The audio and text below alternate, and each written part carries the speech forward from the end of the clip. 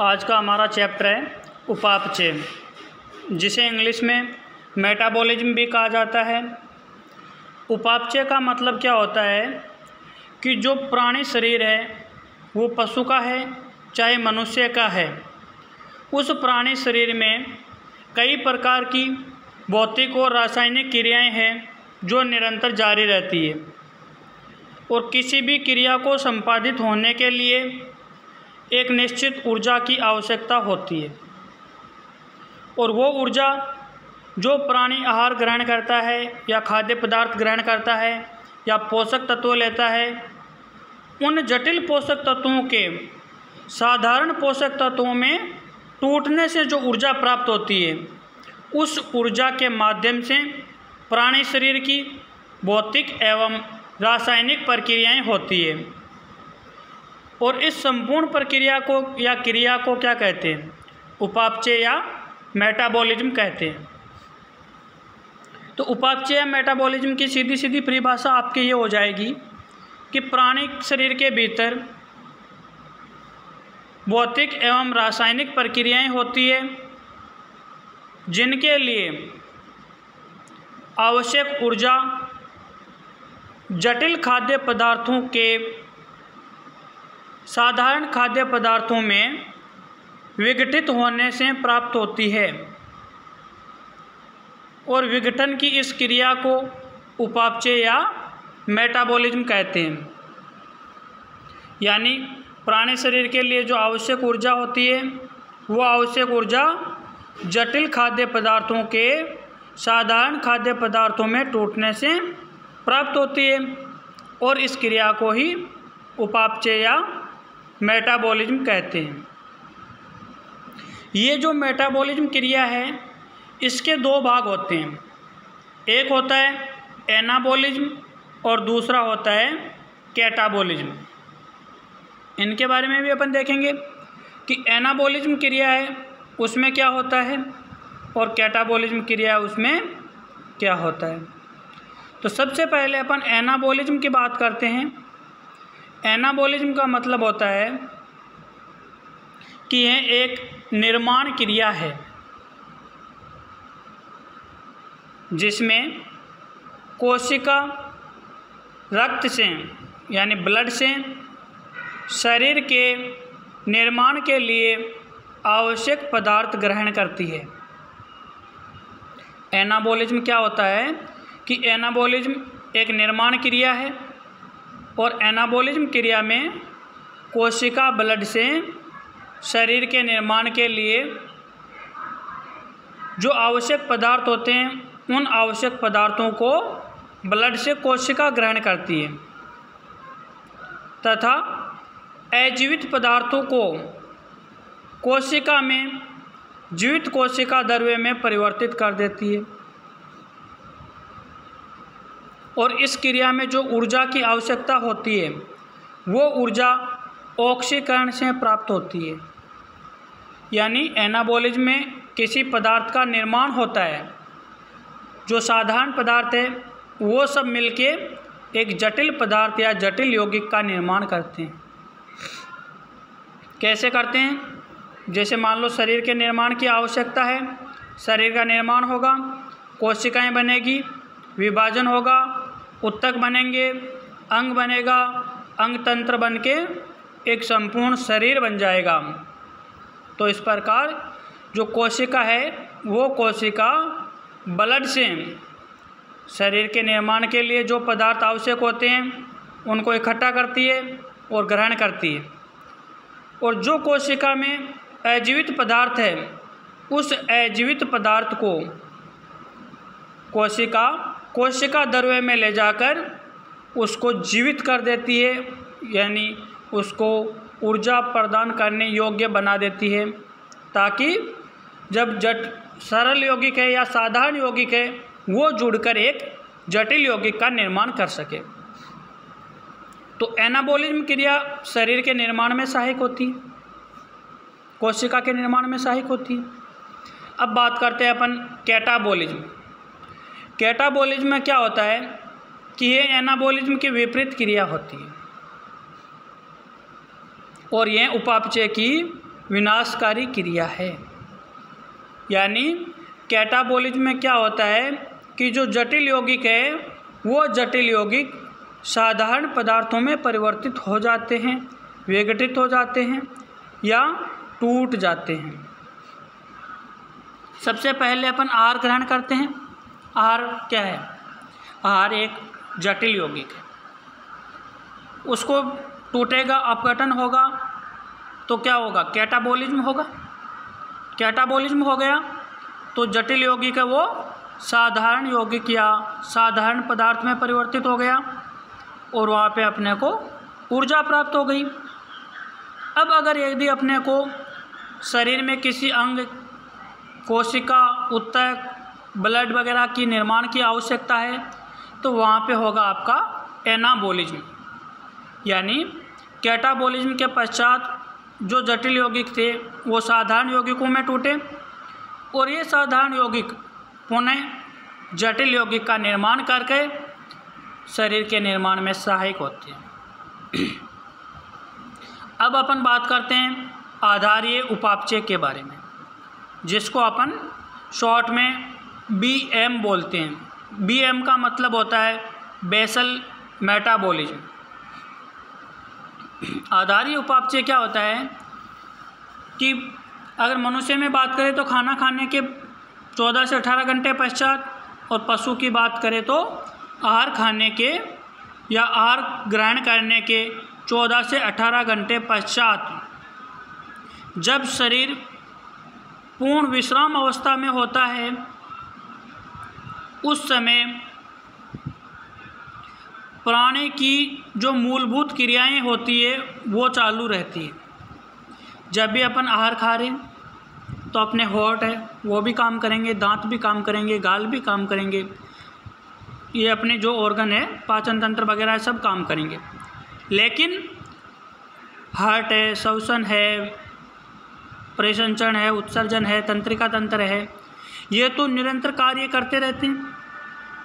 तो इनके निरंतर कार्य को बनाए रखने के लिए एक न्यूनतम ऊर्जा की आवश्यकता होती है और वो न्यूनतम ऊर्जा कहाँ से प्राप्त होती है? आधारीय उपापचय से प्राप्त होती है। यही चीज़ मैं आपको समझाना चाहता हूँ यहाँ पे कि आहार खाने के या आहार ग्रहण करने के 14 से 18 घंटे पश्चात जब शरीर पूर्ण विश्राम अवस्था में होता है तो उस समय प्राणदर क्रियाएं यानी प्राणी शरीर के लिए आवश्यक मूलभूत क्रियाएं जैसे श्वसन, परिसंचरण, तंत्रिका तंत्र आदि को बनाए रखने में एक न्यूनतम ऊर्जा की आवश्यकता होती है और उस न्यूनतम ऊर्जा के लिए जो आधार है वो है आपके आधारीय उपापचय या बेसल मेटाबॉलिज्म। यानी प्राणदर क्रियाओं को जैसे श्वसन और रक्त परिसंचरण को बनाए रखने में जो न्यूनतम ऊर्जा खर्च होती है उसको बेसल मेटाबॉलिज्म कहते हैं। और इस आधारीय उपापचय ऊर्जा का मापन है वो कैलोरीमीटर द्वारा किया जाता है। कई बार ये भी क्वेश्चन पूछा जाता है कि बेसल मेटाबॉलिज्म एनर्जी को किस उपकरण द्वारा मापा जाता है?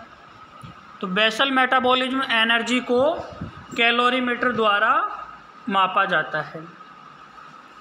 अब अपन बात करेंगे मेटाबॉलिज्म या उपापचय को प्रभावित करने वाले कारक, यानी ऐसे कौन कौन से कारक हैं जो मेटाबॉलिज्म को प्रभावित करते हैं। सबसे पहला कारक है आपके एज या आयु, उम्र, सब एक ही चीज़ है।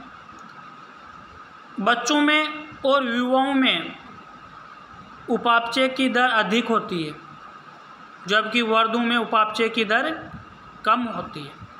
इसका मतलब होता है कि जो छोटे बच्चे होते हैं, युवा होते हैं, उनमें क्या होता है कि जो भी आहार खाता है या जटिल यौगिक पशु हो चाहे मनुष्य हो ग्रहण करता है तो उनका डाइजेस्टिव सिस्टम है जो काफ़ी स्ट्रॉन्ग होता है। इसकी वजह से वहाँ उपापचय की दर है वो तेज़ गति से होती है और ये जटिल यौगिक बहुत ही जल्दी साधारण यौगिकों में विघटित हो जाते हैं। अब बात करें अपन सेक्स या लिंग के बारे में, तो नर की अपेक्षा मादा में उपापचय दर कम होती है। आप भी देखते हो, अगर अपन नर और मादा दोनों पशु को पाल रहे हैं तो एक नर पशु है उसको ज़्यादा दाने की आवश्यकता होती है। क्यों होती है? क्योंकि उसकी उपापचय दर अधिक होती है। उपापचय दर ज़्यादा होती है जिसके कारण वो नर पशु ज़्यादा खाएगा तो उसमें ताकत भी क्या होगी? ज़्यादा होगी। जिन नर पशु की उपापचय दर कम होती है वो नर पशु मादा की तुलना में कमज़ोर होते हैं। जो मादा अच्छी हष्ट-पुष्ट होती है और नर कमज़ोर होता है, इसका मतलब नर की उपापचय दर कम है और मादा की उपापचय दर ज़्यादा है। लेकिन अगर अपन एवरेज बात करें तो जितने भी नर पशु या नर मनुष्य हैं उनकी उपापचय दर मादा की तुलना में अधिक होती है। नर की उपापचय दर अधिक होती है। अब अपन बात करें भार या वेट के बारे में, तो कम वाले पशुओं में उपापचय दर भारी वजन वाले पशुओं से अधिक होती है। जिनका शरीर मोटा होता है, वजन ज़्यादा होता है, उनमें क्या होता है कि उपापचय है वो काफ़ी देरी से होता है, क्योंकि वहाँ पे फैट और चर्बी की लेयर पाई जाती है, जिसके कारण जो उसके मेटाबॉलिज्म क्रिया है वो बहुत ही ज़्यादा प्रभावित होती है। और जिसके शरीर का वज़न कम होता है या एवरेज होता है उसकी उपापचय दर मोटे शरीर वाले पशु या मनुष्य की अपेक्षा अधिक होती है। अब बात करें अपन शारीरिक तापमान या टेम्परेचर के बारे में, तो जैसे जैसे शारीरिक तापमान बढ़ता है वैसे वैसे उपापचय की दर भी बढ़ती है। आप कभी भी देखना, जैसे ही मनुष्य की बात कर रहा हूँ मैं, खाना खाते हैं, खाना खाने के तुरंत पश्चात पसीना आता है, गर्मी की बात कर रहा हूँ, पसीना आता है, शरीर का टेम्परेचर बढ़ जाता है। जब शरीर का तापमान बढ़ेगा, जिसके अगर आहार खाने के पश्चात पसीना आता है, खाना खाने के पश्चात पसीना आता है, इसका मतलब उसका शारीरिक तापमान बढ़ गया, और शारीरिक तापमान बढ़ गया तो उसकी उपापचय दर वो भी बढ़ गई। अब बात करते हैं अपन मानसिक तनाव के बारे में, तो मानसिक तनाव बढ़ने पर उपापचय की दर भी बढ़ती है। फिर इंसान को कुछ पता नहीं रहता है कि वो कितना खा रहा है, कितना पी रहा है। मनुष्य की बात करें तो मनुष्य जब मानसिक तनाव में होता है या डिप्रेशन में होता है और अगर उसको किसी प्रकार के धूम्रपान की आदत है तो वो बहुत ही ज़्यादा धूम्रपान करता है। आप देखना, घर पे बड़े बुजुर्ग होंगे, उनमें अगर किसी प्रकार का कोई तनाव हो, टेंशन हो दिमाग में, और अगर ये वो बीड़ी सिगरेट का सेवन करते हैं तो आप देखना एक के बाद एक लगातार वो बीड़ी या सिगरेट जो भी है जलाते रहेंगे, क्योंकि उनका मानसिक तनाव बढ़ने पे उपापचय दर है वो बढ़ जाती है। उनको पता नहीं रहता है फिर कि मैं क्या कर रहा हूँ, और उपापचय दर कम करने के लिए या मानसिक तनाव कम करने के लिए जो भी धूम्रपान या किसी प्रकार की उनको आदत या लत है उसका इस्तेमाल करना पड़ेगा। तो ये हो गया आपको उपापचय को प्रभावित करने वाले कारक। अब अपन बात करते हैं कार्बोहाइड्रेट उपापचय के बारे में। तो कार्बोहाइड्रेट है जो ऊर्जा का मुख्य स्रोत है। 60 से 70% ऊर्जा है पशु शरीर में, या पशु शरीर में 60 से 70% तक कार्बोहाइड्रेट ही पाया जाता है। और इस कार्बोहाइड्रेट उपापचय के 10 आयाम है, 10 स्टेप है। 10 स्टेप में आपके कार्बोहाइड्रेट का उपापचय होता है। सबसे पहला स्टेप है इसमें ग्लाइकोजेनेसिस। ये 10 के 10 स्टेप आपके काफ़ी इम्पोर्टेंट हैं। इसमें आपको या तो 1 नंबर के ब्लैंक्स के रूप में क्वेश्चन पूछा जाएगा, या इसमें से आपको परिभाषा पूछी जाएगी, या आपको 5 नंबर का लॉन्ग क्वेश्चन है वो भी इसमें से पूछ सकता है कि कार्बोहाइड्रेट उपापचय को समझाइए। तो कार्बोहाइड्रेट उपापचय के 10 आयाम हैं, उसमें से पहला आयाम है ग्लाइकोजेनेसिस। ग्लाइकोजेनेसिस का मतलब होता है ग्लूकोज से ग्लाइकोजन का बनना। और पशु शरीर में ग्लूकोज का भंडारण है वो ग्लाइकोजन के रूप में होता है। तो ग्लूकोज से ग्लाइकोजन के बनने की क्रिया है उसको क्या कहते हैं? ग्लाइकोजेनेसिस। ग्लाइकोजेनेसिस, ग्लूकोज से ग्लाइकोजन का बनना। ये एक एक स्टेप याद रखने योग्य है और इसमें आप बहुत ही ज़्यादा कन्फ्यूज भी होंगे। तो जहाँ तक हो इन एक एक स्टेप को लिख के याद करने की कोशिश करें। दूसरा स्टेप है आपका ग्लाइकोजीनियोलाइसिस। ग्लाइकोजीनियोलाइसिस यानी जो ग्लाइकोजन यकृत में बना था, इकट्ठा हुआ था, वो ग्लाइकोजन टूटेगा, टूट के वही साधारण यौगिकों में अपघटित होगा। ग्लाइकोजन एक जटिल यौगिक है और ये जटिल यौगिक साधारण यौगिकों में विघटित होगा। यकृत में ग्लाइकोजन का ग्लूकोज में बदलना और मांसपेशियों में पायरुविक एसिड व लैक्टिक एसिड का बनना ग्लाइकोजीनियोलाइसिस कहलाता है। ग्लाइको यानी ग्लाइकोजन, जीनियोलाइसिस यानी यकृत में ग्लाइकोजन का ग्लूकोज में बदलना। जब ग्लाइकोजन ग्लूकोज में बदलता है तो मांसपेशियों में दो प्रकार के एसिड का निर्माण होता है। कई बार ये एग्जाम में क्वेश्चन पूछा जाता है कि ग्लाइकोजीनियोलाइसिस के दौरान कौन कौन से एसिड का निर्माण होता है। पायरुविक एसिड और लैक्टिक एसिड का निर्माण है जो ग्लाइकोजीनियोलाइसिस क्रिया के दौरान होता है और मांसपेशियों में होता है। इसी के कारण पायरुविक एसिड और लैक्टिक एसिड के कारण रेखित पेशियां थक जाती है। पायरुविक एसिड और लैक्टिक एसिड का निर्माण केवल और केवल रेखित पेशियों में होता है। तीसरा स्टेप है आपका ग्लाइकोलाइसिस। ग्लाइकोलाइसिस का मतलब होता है कि ग्लाइकोजन बनेगा इस क्रिया में। ग्लूकोज, फ्रक्टोज जो भी ये शर्करा होती है, ग्लाइकोलाइसिस का मतलब है ग्लूकोज व फ्रक्टोज से ग्लाइकोजन व पायरुविक एसिड और लैक्टिक एसिड का बनना। पायरुविक एसिड व लैक्टिक एसिड का बनना ग्लाइकोलाइसिस का मतलब होता है ग्लूकोज, फ्रक्टोज व ग्लाइकोजन से पायरुविक एसिड और लैक्टिक एसिड का बनना ग्लाइकोलाइसिस कहलाता है। अब बात करते हैं अपन अगले स्टेप के बारे में।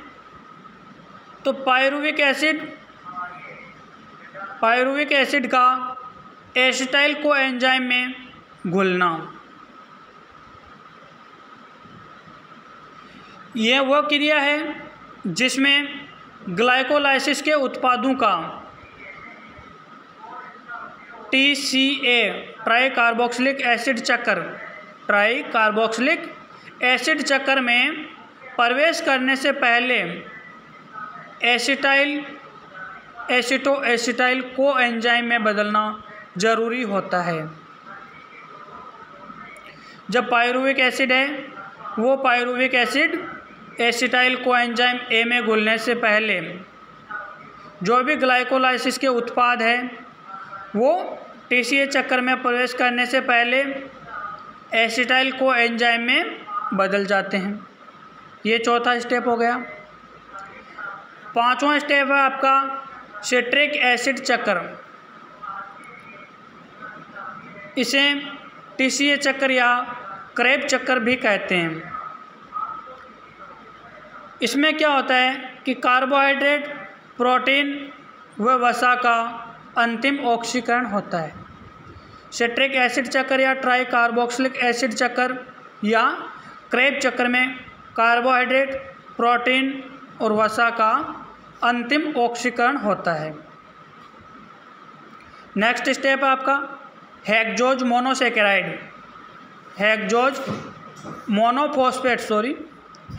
Monophosphate shunt. इसे पेंटोज फॉस्फेट पाथवे भी कहते हैं। हेक्सोज मोनोफॉस्फेट शंट को पेंटोज फॉस्फेट पाथवे भी कहते हैं।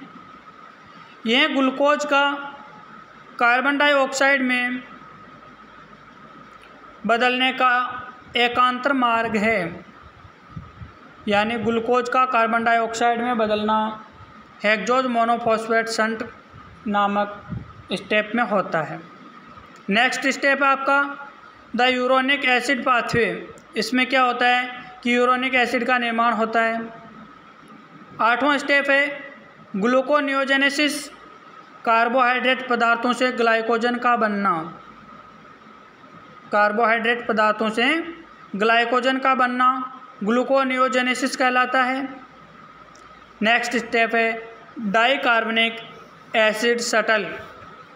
यह डाइकार्बनिक एसिड बनाने का एक अतिरिक्त या एक्स्ट्रा तरीका है जिसमें डाइकार्बनिक एसिड का निर्माण होता है। और अंतिम स्टेप आपका the glyoxylic acid pathway. Glyoxylic acid pathway. तो ये आपके कार्बोहाइड्रेट उपापचय के जो 10 स्टेप है वो यहाँ पे कंप्लीट हो जाते हैं।